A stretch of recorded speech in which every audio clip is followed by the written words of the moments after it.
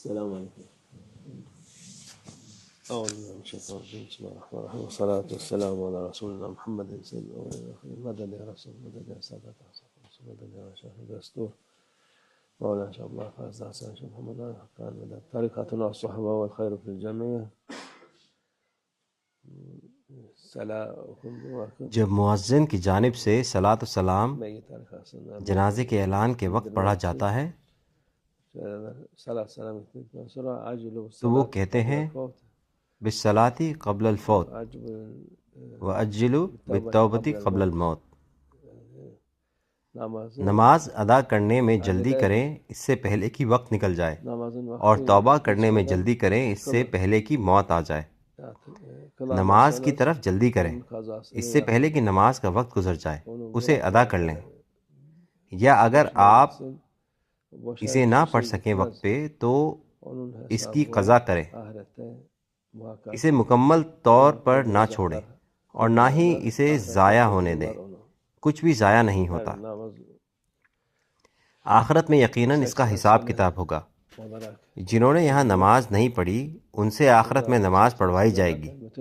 ہر نماز جسے چھوڑا گیا اس کی مدت 80 سال کے برابر ہے. یہاں 80 سال کا مطلب انسان کی پوری زندگی ہے. اگر انہوں نے یہاں نماز نہیں پڑھی تو وہ آخرت میں پڑھیں گے سزا کے طور پر. چاہے انہوں نے ہزاروں سالوں تک نماز نہ پڑھی ہو، آخرت میں ان کا حساب ضرور ہوگا. دوسری بات، موت سے پہلے توبہ کرنے میں جلدی کریں. مرنے سے پہلے توبہ کر لیں. توبہ کریں اور اللہ سبحانہ و تعالیٰ سے مغفرت طلب کریں، کیونکہ موت کے بعد توبہ اور مغفرت کا دروازہ بند ہو جاتا ہے. اگر آپ نے اس دنیا میں رہتے ہوئے کوئی گناہ یا خطا کی ہے تو آپ جو کچھ بھی کر چکے ہوں اس کا حل ابھی موجود ہے جب تک آپ یہاں ہیں.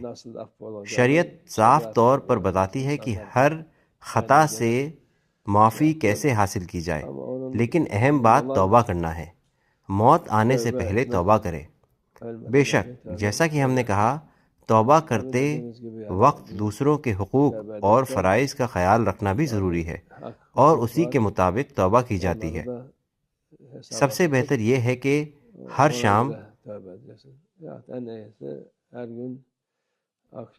جیسے کہ ہمارے رسول اللہ صلی اللہ علیہ وسلم نے فرمایا، میں دن میں 70 بار اللہ سے توبہ اور مغفرت طلب کرتا ہوں. جب صحابہ اکرام نے عرض کیا آپ تو معصوم ہیں، اللہ نے آپ کو بے گناہ پیدا کیا ہے، تو آپ نے فرمایا میں ایک ایسا بندہ بننا چاہتا ہوں جو اللہ کا شکر گزار ہو. توبہ کرنے کے ذریعے انسان اللہ کا شکر ادا کرتا ہے. لہٰذا ہر روز پابندی سے توبہ اور استغفار کرنا لازمی ہے. ہمارے گناہ آخرت کے لیے نہ بچیں، تاکہ مرنے کے بعد ہمارے ذمے کوئی بوجھ نہ رہے. اس لیے توبہ نہایت اہم ہے. نماز کی طرح توبہ بھی بہت ضروری ہے. یہ لوگ سمجھتے ہیں کہ انہیں کچھ نہیں ہوگا، وہ ہر طرح کی برائی اور گندگی میں مبتلا رہتے ہیں، پھر وہ سمجھتے ہیں کہ وہ بچ جائیں گے. توبہ کے بنا کوئی بچاؤ نہیں ہے. اگر آپ توبہ کر لیتے ہیں تو آپ بچ گئے، لیکن اگر آپ گناہوں پر اڑے رہتے ہیں اور انہیں جاری رکھتے ہیں تو آپ کی سزا سخت ہوگی. وہ کہتے ہیں میری زندگی برباد ہو گئی.